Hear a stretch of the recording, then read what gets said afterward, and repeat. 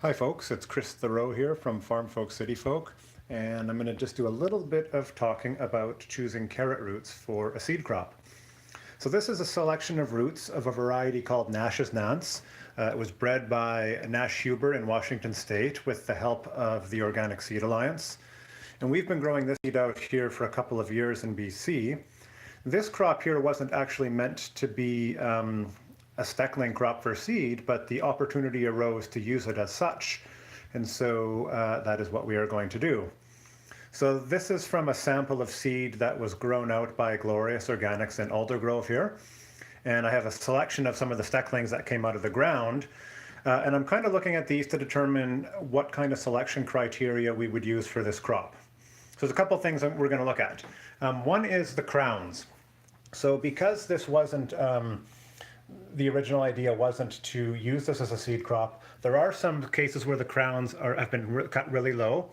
And chances are these ones aren't going to regrow. So those ones will be culled and can be sold or eaten.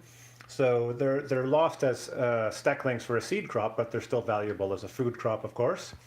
The other ones we can see, we are seeing some growth on those. So I do need to get these back in the fridge in really good storage for so they're ready to go in March or April when we're ready to plant. So when we look at selecting roots for seed production, we only want to select the roots that represent the crop that we want. Now, I told you already this variety is called Nash's Nance, and if you know a Nance variety, it's kind of a hot dog shape actually. Usually is very cylindrical with a blunt tip and a blunt crown. These ones you can see do have a little bit of a taper.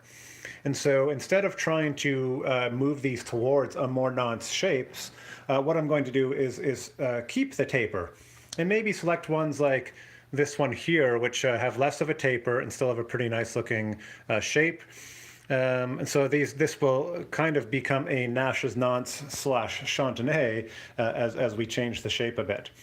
As we go through this, we'll look at items like this or this, which have a little bit of deformity. It's always hard to know which are genetic and which are because of environmental conditions, but we will select things out that just don't quite meet our optimum criteria. The next thing I will also do is look at kind of looking at the smoothness. You can see some of these are more bumpy, some of them are smoother. If we see any variation in color, that'll be something we consider. And we're also going to look at the sweetness. So I do have a refractometer, and what I will do is go through and test a selection here to get a sense of what the variation in sweetness looks like amongst these roots. If I'm seeing a lot of variation, then once we've done our first selection, what we can do is take a sample and test that. So what we can do is we can actually cut the root here, and we can take this bottom sample for tasting and for testing, and we can still plant the upper part. It actually makes planting a lot easier. So we have probably at least 1,000 roots to choose from. The more roots we have, the bigger our seed crop will be. The stronger we select those roots, the better our seed crop will be. So we're looking at a balance between getting a larger amount of seed, but also getting good quality seed in the end. So this is just a little overview of this, and what we'll do is try to keep you posted as we move through the season. This is seed crop at the moment is going to be a collaboration between myself and Glorious Organics in Aldergrove.